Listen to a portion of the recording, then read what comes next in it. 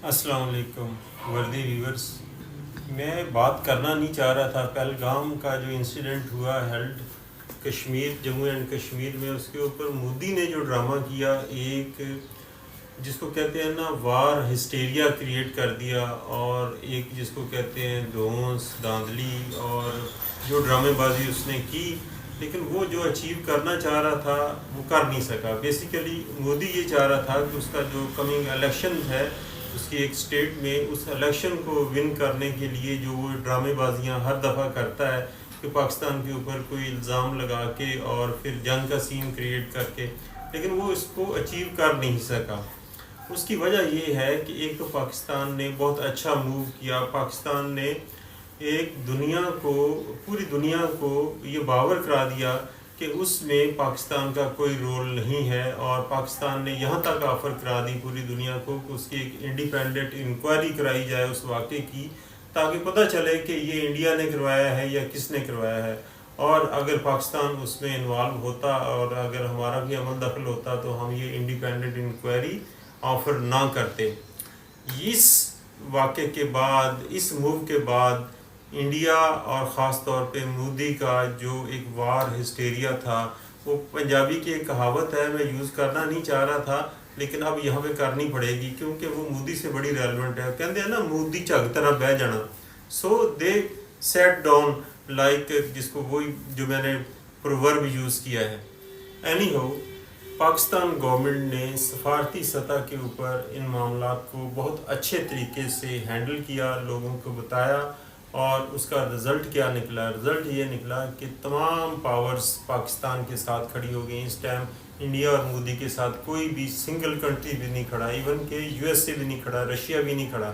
U S A نے تو neutral ایک سٹیٹمنٹ دی ہے دونوں کو، اور خاص طور پہ بلکہ انہوں نے وارن کیا انڈیا کو اور مودی کو کہ آپ یہ نہ کریں، اگر آپ نے یہ کیا تو اس کے رزلٹ اچھے نہیں ہوں گے. On the other side China, Turkey, Bangladesh, Nepal, Azerbaijan سب پاکستان کی سائڈ پہ کھڑے ہیں. یہ پاکستان کی ایک بہت بڑی سکسیس ہے. سائیکالوجیکلی اور فزیکلی وہی بیٹ انڈیا.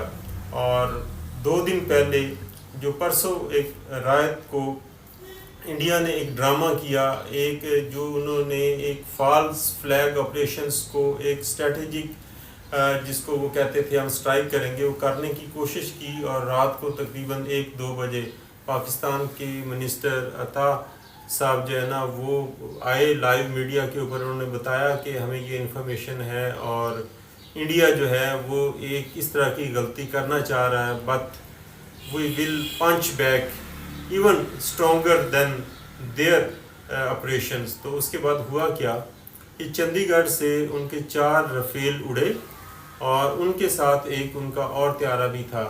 اور جو ہی وہ ہمارے رڈار کے اوپر آئے پاکستان کی طرف سے JF-17 اور F-16 اڑے، اور ہم نے 2 سے 3 منٹ کے لیے ان انڈین رفیلز اور ان کے دوسرے جو بیک پہ اسٹریٹجک ان کے وار پلین تھے ان کو 2 سے 3 منٹ کے لیے جیم کر دیا. جب انڈین ایئر فورس کے پائلٹس کو یہ پتہ چلا کہ پاکستان کے پاس یہ کیپیبلٹی ہے کہ they can jams our aeroplanes, and just like کا جو ایک سین ہوا تھا ابھی نندن والا، انہوں نے اس سین کو اوائڈ کرنے کے لیے وہ دم دبا کے بھاگ گئے اور جا کے واپس اپنے ایئرپورٹس کے اوپر انہوں نے اتر گئے. اور اس کے نتیجے میں ہوا یہ کہ مودی ایک سٹرائک کرنا چاہ رہا تھا، ایک اس طرح کی اسٹوپڈیٹی کرنا چاہ رہا تھا جو وہ نہیں کر سکا، اور اس میں وہ فلاپ ہوئے، اس میں وہ فیل ہوئے.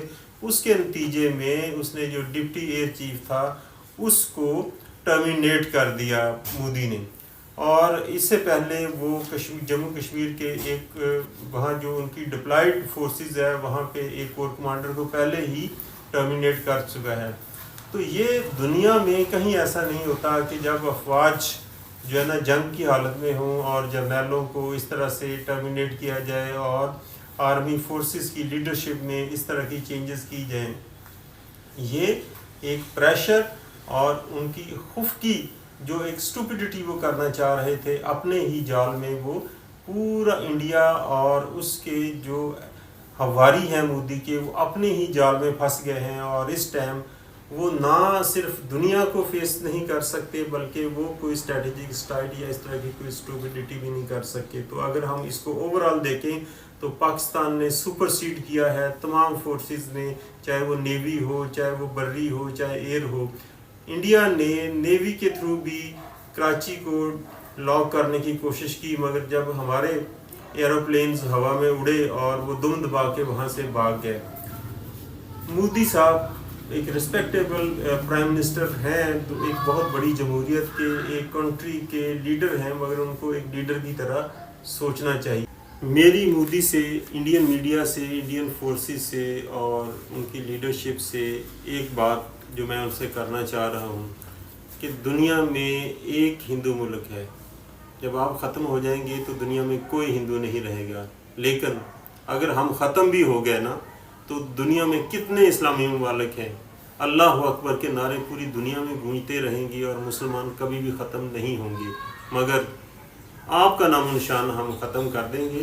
آپ جو اسٹرائک کریں گے ہم اس سے double, even stronger 10 time powerful strike back کریں گے اور will finish the whole India. یہ بات یاد رکھیں, یہ تو انڈیا کے لیے بات تھی. دوسری بات میری کچھ جو ہے نا وہ پاکستانیوں کے لیے ہے. پاکستان میں اس ٹائم وقت یہ تھا کہ اس ٹائم پہ تمام لوگ جو ہے نا, تمام جتنے بھی پاکستانی ہیں وہ اپنی فورسز کے ساتھ کھڑے ہوتے, مگر ہمارے کچھ میڈیا میں, سوشل میڈیا میں, پالیٹکس میں کچھ لوگوں نے ڈرٹی گیم, ڈرٹی پالیٹکس کی ہے اور اپنے ایک نیگیٹو رول پلے کیا ہے. اس میں بڑے بڑے یوٹیوبرز بھی ہیں اور سو کال پولیٹیشنز بھی ہیں جنہوں نے ملک کو بیچنے کی کوشش کی ہے. گورنمنٹ کو اور آرمی کو چاہیے کہ ان لوگوں کو امن کے زمانے میں جب یہ وار ہسٹیریا ختم ہو جاتا ہے ان لوگوں کو سارٹ آؤٹ کر کے ان کے خلاف ایکشن لینا چاہیے. مادر ملت کے خلاف کوئی اسٹوپیڈیٹی کرنے والوں, بکواس کرنے والوں کو کبھی معاف نہیں کرنی چاہیے. اور آخری بات, پاکستان جو ہے نا رہتی دنیا تک بننے کے لیے رہا ہے, اور اگر یہ وار ہوتی ہے تو یہ غزوہ ہند ہوگا اور تمام پاکستانی غزوہ ہند کے لیے تیار ہیں.